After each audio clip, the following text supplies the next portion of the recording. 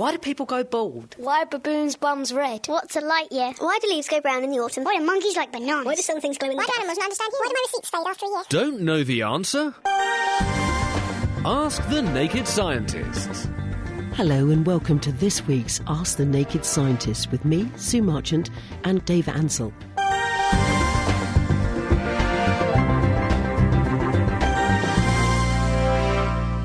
What about any stories about science that have been happening in this last week? Well, I found a story about someone who's worked out a way of making a GPS system for the whole galaxy. Wow. Now, the way GPS normally works is that you basically you've got loads of transmitters on satellites flying around the Earth, and they send out lots of pulses. And by measuring the difference in time between the pulses as they get to you, because the pulses travel as radio waves at the speed of light, they take the satellites a little bit further away. It takes a little bit longer to get to you, and if it's closer, it takes a bit less time to get to you. With lots of different satellites, you can work out where you are. Now, Bertholm Cole from the Observatoire de Paris has worked out a way of doing this for the whole galaxy. Now, this needs things called pulsars. Now, these are stars which are up there all the time. They're already there. They're called neutron stars. They're little remnants of a huge star explosion, incredibly dense. And they're spinning incredibly fast, up to 7,000 times every second. This is something as massive as the sun, but it's spinning 7,000 times every second. It's very small. And they emit very regular pulses of radio waves. And then, essentially, just like the satellites which are orbiting the Earth. And scientists have been able to predict very, very accurately where these pulses are going to arrive. And he reckons that if we can get a slightly better idea of when these pulses are going to arrive and predict them slightly better, you can work out to where you are within the whole galaxy to a metre, which is really quite impressive. Our first question then for Dr. Dave to ask the Naked Scientist comes from Nick via email. He says, is it possible to break a glass or similar object with sound? If so, how does that work? What a brilliant question, Nick. Thank you very much indeed. The simple answer is yes, you can. But you can't break any old glass. The cheapo wine glasses which you get from Tesco's for £1 or for £6, whatever, aren't going to work. What you need is really good quality, really expensive glasses. And the reason is that it works a bit like if you're pushing a swing. If you push someone on a swing, if you push them on the swing exactly at the same speed as they want to swing at, then their swing gets bigger and bigger and bigger. You're pushing in the direction to increase the size of the swing all the time, and their swing gets bigger and bigger and bigger, till eventually they fall off, if you're that enthusiastic. Now, you can do exactly the same thing with a glass. If you flick a glass, it vibrates at a certain pitch. That means it's vibrating at a certain speed, so it has a speed it wants to vibrate at.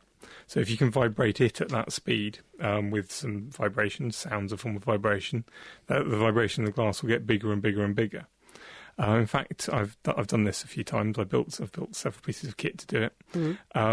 And with a decent wine glass, you can actually, if you slow down the movement, or apparently slow down the movement using a strobe light, you can actually see the glass moving. And it actually the edge of the glass moves by about 5 millimetres in and out. And you can actually see it changing from an oval in one direction to an oval in the other direction, slowed down with the strobe light. I think is more incredible than actually smashing it. And then if you turn up the volume high enough and get the pitch exactly right, you've got to get it to within about 1/10 of a hertz.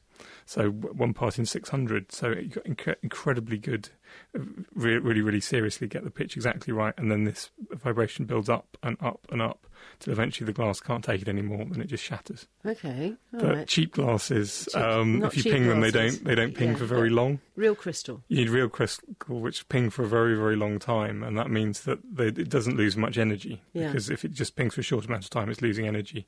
And if it's not losing much energy, then you can build the vibration up and up and up until eventually it breaks. Yeah, all right, okay, be careful then. Don't let Dr. Dave be singing with his powerful vibrations near your crystals. Dr. Dave, our question that John put to us by email, do you believe in the power of crystals? Well, a crystal is basically a substance which is made up of a regularly repeating structure on sort of an atomic or molecular level. So, I mean, ice is a form of crystal. Some things, when they solidify, don't form crystals. Glass can the stuff which in glass can crystallise, but it takes a very, very long time to crystallise. It takes millions of years at room temperature. So it starts off, it's all a bit disordered. I mean, crystals have all sorts of useful properties, and if you could call it powers, I mean, crystals are necessary in order to make a computer. If you have very perfect, incredibly perfect crystals of silicon with almost no defects at all, which means that they're very, very predictable, and you can make the transistors inside the computer chips. And they have all sorts of other useful properties. Although I think what he's probably alluding to is all of the sort of new agey kind of associations with crystals, that they can heal and do all sorts of other things. I certainly don't think that crystals in general can do that. I've never seen any evidence for the kind of energies which they talk about being used to heal people with, or having all sorts of interesting effects. Right, okay, good evidence. What a great scientific term that is. Robin in Milton, moving swiftly on. The question, Dr. Dave, can you comment on the theory that if global warming happened in this country, it would actually get colder because we would be losing the Gulf Stream? Yes, this is definitely a theory which has been put about. It's certainly conceivable. I think the present consensus is it's probably not going to happen, or at least we're not going to get very, very cold anyway. The Gulf Stream is a stream of warm water coming up from the Gulf of Mexico all the way across the Atlantic, and it hits the north of the UK, the west side of the UK. And that actually keeps us far warmer than we would be otherwise. If you look at the other side of the Atlantic, over in which is at the same latitude as us, it's Labrador. There's icebergs floating around in the sea. You have very, very, very cold winters, getting down to -30, -40. And it's generally a very unpleasant place to be in the winter. The same of all of if you get into the centre of the continent, in Russia at the same latitude as us, it gets down to -30, -40 during the winter. This Gulf Stream the reason is we aren't like that. It's because the Gulf Stream is moving a huge amount of heat energy up to us, the equivalent of 1,000 nuclear power stations, just heating up the whole of Northern Europe. And I think maybe even a bit more than that, possibly even 1 million nuclear power stations. It's an immense amount of energy. Part of the thing which drives it is that when ice forms in the winter over the Arctic, salty water doesn't freeze, so the only thing which freezes is fresh water, so the water left is even saltier than it would be normally. So you get extra salty water. That's denser than normal water, so it sinks. And that sinks and sort of flows down the bottom of the Atlantic. And then warm water moves up to replace it. So if the North Atlantic stopped freezing, then the idea is that it would make the Gulf Stream certainly weaker. I think the most recent thing I've seen on this is it probably wouldn't actually stop it, although the UK might get slightly colder or not as much warmer as it ought to have done.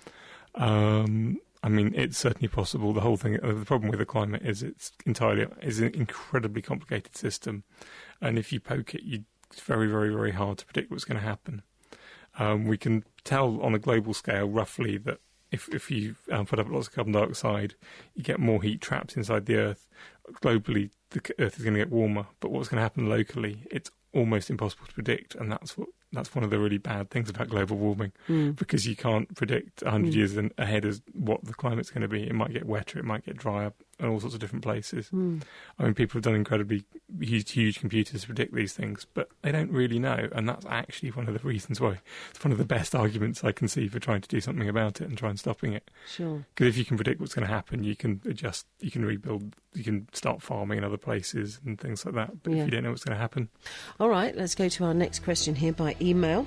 This is from Alan, who says, how do submarines float at a fixed depth? I've often wondered that. Yeah, it's a really interesting question. The problem is that if you imagine a submarine, it's got tanks. The reason why it sinks is it fills its tanks with water. You've probably still got some air in the top of them, and if it wants to float a bit more, it pumps more air in there. That pushes the water out. It gets less dense and it floats. The problem is if you've got the submarine beautifully set up so it has neutral buoyancy, so it's staying in one place, if it gets a little bit deeper, then the air inside it is going to get compressed because there's more pressure. The air's going to get smaller. That means there's less buoyancy. So the submarine was going to sink some more. That means the air's going to compress even more, which means it'll sink more and more and more. Similarly, if it floats up a bit, there's less pressure squashing that air, so the air expands, which means it has more buoyancy, so the submarine floats even more than it would do, so it floats more and more and more. So the whole system is entirely unstable. If it gets slightly deeper, it's going to get more deeper. If it gets slightly shallower, it gets more shallower. And the only way to deal with it is by making corrections. In the Second World War, I think it was one of the officers' jobs, possibly even the first officer, but definitely a fairly senior officer's job, was to keep in flooding and emptying tanks inside the submarine to try and keep it at a constant depth and a constant angle.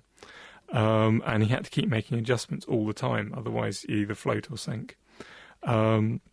And I think probably today they've got computerised systems to do this. But yeah, naturally you're either going to float or you're going to sink. You don't stay in the middle. Scary stuff. We need some dong, dong. One of those sounds. Right, okay. Hi, Dave and Sue. This one is for you, Dave, because I can't possibly explain this. Could you explain length contradiction with respect to Lorentz experiments? Sorry, Lorentz contraction with respect to... right, okay. It is a property of relativity. There's basically... the way the universe seems to behave is that when the light is always going at the speed of light, it doesn't matter. So however fast you go, light always goes at the speed of light. Yeah. So you can go in any direction at any speed, and you will always see light going at the speed of light. Now, that doesn't work. If the way you expect the universe to function, that doesn't work at all. Because because normally you expect if something's moving to going away from you at 10 miles an hour and you go towards it at 5 miles an hour, it's only going away from you at 5 miles an hour now. Yeah. But light doesn't do that. It carries on going at the speed of light. And it seems to be that everything else in the universe kind of alters, the way you view the universe alters to make that true. So the speed things happen at, the way time flows changes to make that happen, and the distances you see things are apart. Distances things are apart changes as well. This effect called Lorentz contraction. The exact details of it are quite complicated, and I can't really go into now. But yeah, it's a consequence of the speed of light always being constant. And the other assumption that Einstein had to make, which seems to hold as well, is that things always happen in the same order. And so if something causes something else, that still happens however fast you're going in whatever directions. Yes, one of the things which comes out of that is things appear to be shorter than they are. Wow, Dave, well done. I could see your cogs in your brain working then. That was fantastic. Well done to you. If you're enjoying Ask the Naked Scientist, then you might like to check out The Naked Scientist, our regular roundup of the world's best science. Each week we take a look at the latest science news, talk to top researchers working at the coalface of discovery, and also get our hands dirty with a science experiment that you can join in with too. So make it a date and prepare to strip down science on the web at nakedscientist.com/podcast. To the email then, Dr. Dave. James in Teversham says, is glass a liquid? I thought it was, although my physics teacher thinks differently. Dave. Glass is sometimes called a supercooled liquid because of the way the atoms are arranged is a bit like a liquid if you cooled it very quickly and sort of froze them all into position. They're not organised, they're not in a regular lattice like over a large scale like a crystal is. Yeah. And so it has some of the properties of a liquid. And essentially, if it's warm, it will flow, and as you cool it down, it just sort of flows slower and slower and slower and slower and slower and slower as it gets colder and colder and colder and colder.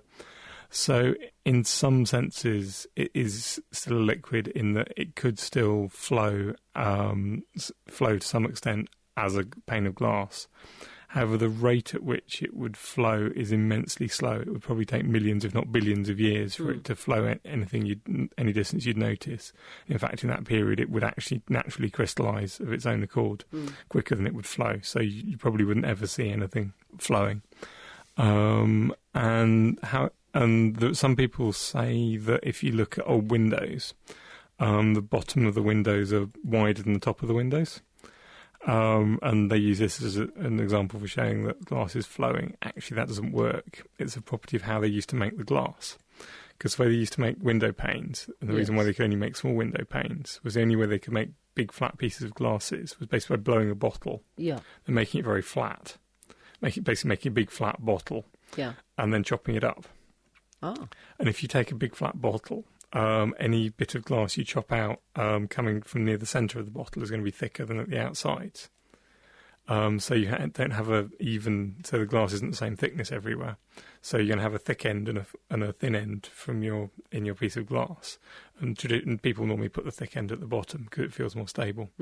And so sometimes you see one with the pane the wrong way up, the fat end at the top. So in some senses, glass is a liquid, but they're really quite abstract. To all intents and purposes, it's a solid. Right. Okay. Now, John says, how do countries know when an alien nation is testing, say, nuclear bombs? Okay, I guess this is to do with the nuclear bomb which the North Koreans set off recently. If you set off a nuclear bomb on the surface of the Earth, it has a variety of special things which happen to it. One of them is it's an incredibly bright flash from somewhere on the Earth. Yeah. There's virtually nothing which can produce a flash that bright with that many X-rays, and it also produces lots of X-rays and gamma rays, mostly X-rays. There's nothing that can produce that many X-rays and produce that brighter flash on the Earth, even including lightning. It's far brighter than lightning. So there are satellites which are orbiting the Earth all the time, looking at the surface for nuclear explosions. They know what the signature of a nuclear explosion is. If they see them, they'll send messages back to the strategic commands. Both the Russians have got them and the Americans. I wouldn't surprise you the Chinese were putting them up as well. And so if anyone sets off a bomb on the surface, you'd know about it very quickly. If it's underground, in some ways it's slightly harder. But if it's underground, if you set off a big nuclear bomb, a huge amount of energy released, you go from something which is very small, it tries to get a lot bigger very quickly. Sure. That shakes the Earth. And it actually shakes the Earth in a different way to an earthquake. Because all the earthquakes are caused by a rock sliding past one another. Yeah. So if you imagine the fault, on one side of the fault the rock is moving one way, and on the other side the rock is moving the other way. Yeah. So if you look at the waves in the Earth, on one side of the fault they start off going north, on the other side of the fault they start off going south. Yeah. And if you can look at seismometers around the Earth and work out where the earthquake was and the direction of the fault. Yeah. However, a nuclear bomb, everything goes outwards to start with. So if you've got lots of seismometers all the way around the Earth, if you see a pattern whereby the first movement is out in the same, it's sort of outwards all the way around it, you know that something's exploded. If it's got lots of power to it, there's nothing it can be apart from a nuclear bomb, really. All right. He also goes on to say, if an alien force was able to disturb the movement of the Gulf Stream, would that be the beginning of the end? It depends what you mean by the end. It would, just by stopping it, you'd make Northern Europe colder and somewhere else warmer. Yeah. And it would make this country a lot less pleasant to live in. Certainly, I don't think it would necessarily destroy the Earth or anything very major. And it would certainly cool down Northern Europe a lot. Whether it would cool down the rest of the world, I'm not sure. It certainly wouldn't completely wipe us out, because there have been lots of times when the whole of Northern Europe has been frozen. There's been many ice ages, and the Earth has got out of them before. So over a period of tens of thousands of years, it certainly wouldn't be a major problem. The next one that we have here from Adrian, who says, could a time machine ever become a reality? The simple answer is that according to the physics that we know is right, there's the only ways which you could possibly travel in time involve materials which we can't find, we haven't found, we don't think they exist. There are very people occasionally come up with ideas of making wormholes, which essentially mean that if you somehow manage to make a loop, because space is actually not just in 3 dimensions, the way sort of cosmologists and relativistic physicists think. It's called space-time, and it includes time. Time is one of the dimensions. It's just we happen to be always moving through it in one direction. And there are some solutions to general relativity which involve a loop in time, so you could keep on, you could sort of go back and forwards, and sort of with some kind of wormhole or something like that. No one really knows what they would look like. But the only way that you could keep one of these open seems to involve. So some people have come up with ideas which involve materials which have a negative gravitational force, but as far as we know, acts in the opposite direction to gravity. So it would repel normal objects. And as far as we know, there's nothing with that property. So as far as we know, you can't build a time machine. It would also cause all sorts of havoc with the way the universe works, but doesn't mean it is impossible. But we have no idea how you would, or as far as we know, you can't. Simon in Norwich, thank you for your question. He says, why is toothpaste with fluoride better for you than without? Basically, on the outside of your teeth, you have a extra hard layer, which is made out of dentine. I can't remember. Basically, the enamel of your teeth slowly gets eroded all the time chemically and by you rubbing against it. And some of the chemical erosion can be replaced, basically, with calcium fluoride. It can sort of essentially dump new mineral on top of your tooth and fill in little minute little holes in it, and sort of smooth over them, and mean that your tooth is much harder for decay to get in there and the acids to attack it. So basically, your teeth last longer. I think. In more detail, you'd probably need to talk to a dentist. One question here, Dave, is from Likayla. How do we convert sunlight into energy? Okay, there's various different ways of converting light into energy. Light is basically, it's an electromagnetic wave. That means it's sort of a vibration in the electric and magnetic fields. And so all electromagnetic waves, if they hit something which is charged or a magnet, they will apply a force to it. So if you've got something charged, like some electrons in a wire, and you hit them with a radio wave, which is another form of light, another form of electromagnetic wave, when the radio wave hits those electrons, they move up and down with the vibration, and if that wire is attached to a radio, that electric current can be detected, and that's how everyone's listening to us at the moment on the radio. Yeah. Light is just a much, much faster vibration, about 10,000 billion vibrations every second, if possibly even 100,000 billion vibrations every second, maybe 100 trillion vibrations every second, roughly in the region of light. So because the vibrations are so fast that you can't really detect big movements up and down a wire, but on very, very small things with charged objects like atoms, they can absorb this vibration. It makes atoms vibrate, or more often the electrons in the atoms vibrate. So the electrons can gain energy. Now, normally, if you just stand out in the sun, most of that energy just goes into giving the electrons more energy, and that's, if electrons have got lots of more energy in random directions, that's just heat, so you heat up. If you've got very carefully designed structures, like in a leaf of a plant, in the chloroplast of a plant, the chlorophyll inside there is a very beautifully, if it had been engineered, you call it beautifully engineered molecule, which takes the energy from the light and absorbs that and gives some electrons extra energy, and then use that eventually through lots and lots of steps to make sugar, which is a form which stores the energy, chemical energy. And also, if you have a solar cell, you can take that energy. You can essentially strip an electron away from an atom, and then that electron can get caught into one side of a circuit, and then it has to go all the way around the circuit to come back again and meet at the hole which it produced. And so the energy is caught in that electron in the solar cell. So there's lots of different ways, but fundamentally, when light or any electromagnetic wave hits something charged, it gives it energy. That's it for this week. Our doctors will be back with me next week for more Ask the Naked Scientist. But don't forget, you can also catch them on the Naked Scientist podcast, which you can find on the Naked Scientist website, www.nakedscientist.com. The Naked Scientists are sponsored by the Wellcome Trust, the EPSRC and UK Fast. For more information, look us up online at nakedscientists.com.